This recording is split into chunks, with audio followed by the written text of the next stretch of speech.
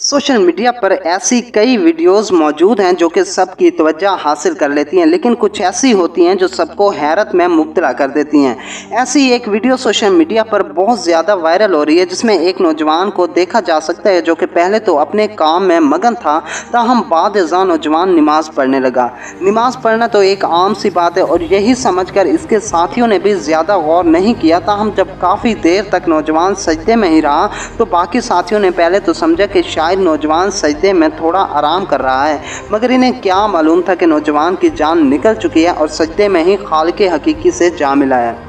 दरअसल ये नौजवान रेस्टोरेंट के किचन में काम करता था और अपने कामों में मगन था, लेकिन शायद इसको पहले नमाज अदा करनी थी। यही वजह थी कि इसने बाकी तमाम काम छोड़कर नमाज पढ़ने को अहमियत दी।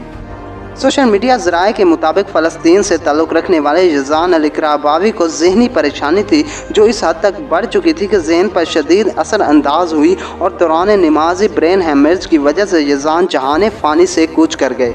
सोशल मीडिया पर यज़ान की इस तरह मौत को खुशकिस्मती के तौर पर देखा जा रहा है। वीडियो में देखा जा सकता है कि नौजवान को नमाज पढ़ते पढ़ते अचानक सर में दर्द होता है, जो बढ़ता ही चला जाता है, यहाँ तक कि नौजवान अपना तवाज़ुन खोने लगता है। इसके बावजूद भी ये नौजवान कोशिश करता है कि नमाज जारी रखे, मगर अचानक गिर जाता है और सजदे की हालत में ही जिस्म ठंडा पड़ जाता है।